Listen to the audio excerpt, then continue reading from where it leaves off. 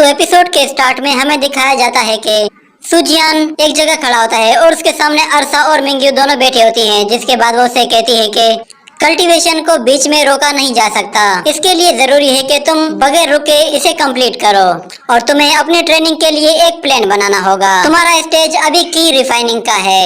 तुम्हें first stage में की को रिफाइन करना होगा ताकि तुम अपने आप को और भी स्ट्रांग बना सको। और वैसे भी तुम एक ही दिन में इतना ऊपर आ चुके हो कि तुम किसी भी स्पिरिट को एब्जॉर्ब कर सकते हो, मगर की को रिफाइन करना ये तो कल्टीवेशन का बिल्कुल स्टार्टिंग प्रोसेस है। तो फिर मिंगी उससे कहती है कि अपनी आंखें बंद कर लो और अपने चारों तरफ स्पिरिट की प्रेजेंस को फील करो। तो वो कल्टीवेशन करने के लिए बैठ जाता है और अपने चारों तरफ की स्पिरिट को फील करने लगता है। तो वो लोग उससे कहते हैं कि अपनी स्पिरिचुअल पावर को अपने माइंड में एक जगह इकट्ठा करो और फिर अपनी मेरिडियंस को तलाश करो। तो वो दोनों उसे देखकर कहती हैं कि लगता है कि ये बहुत ही जल्द अपनी मेरिडियंस को फील कर पाएगा। तो सुजियान बहुत ही अच्छे से कल्टीवेशन कर रहा होता है और वो बहुत ही जल्दी सब कुछ सीख रहा था, जिस पर वो दोनों भी बहुत ही खुश थी और वो कहती है कि ये तो बहुत ही जल्दी सब कुछ सीख जाता है। जिसके बाद हम देखते हैं कि सुजियान को अचानक से कुछ फील होने लगता है, जिसके बाद वो अपने आसपास की एनर्जी को अपने चारों तरफ जमा करने लगता है और वह सारी एनर्जी उसके मेरिडियंस के पास आकर इकट्ठी होने लगती है। जिसके बाद हम देखते हैं कि सुजियान उन्हें कंट्रोल नहीं कर पा रहा होता है और उसे बहुत ज्यादा दर्द होने लगता है। तो वो अपनी कल्टीवेशन को वहीं पे रोक कर नीचे गिर जाता है। तो अरसा उसके पास आती है और उसे कहती है कि क्या हुआ।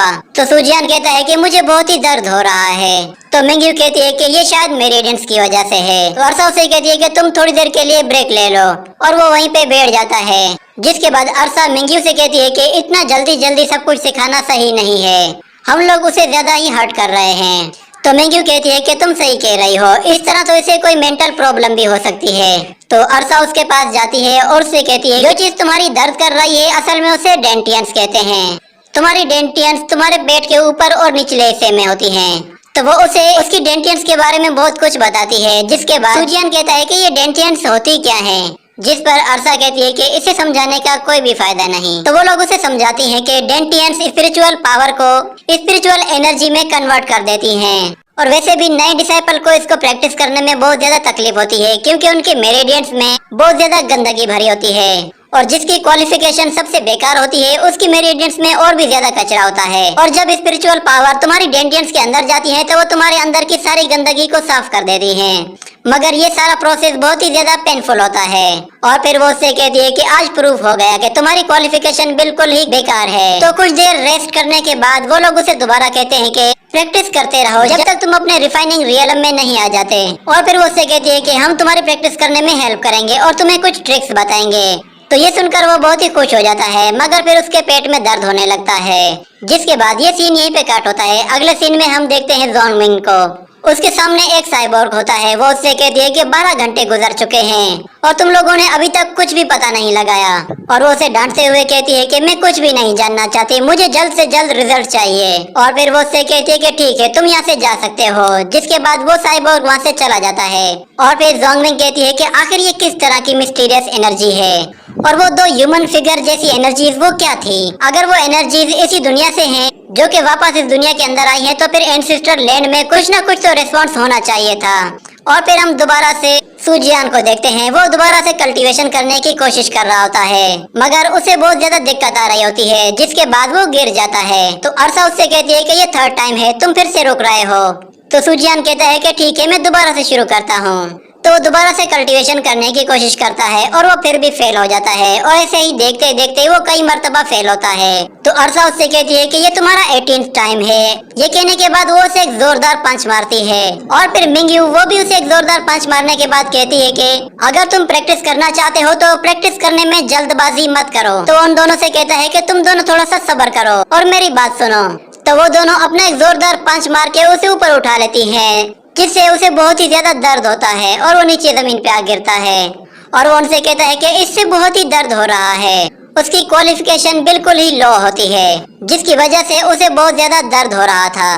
तो वो कहता है कि कल्टीवेशन स्टार्ट करने के लिए बिल्कुल ही बेकार पॉइंट है मेरा।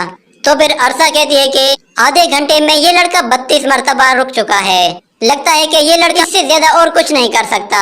और फिर वो मिंग्यू से कहती है कि क्यों ना हम आज के दिन इसे रेस्ट करने दें और फिर कल से इसको प्रैक्टिस करवाएं।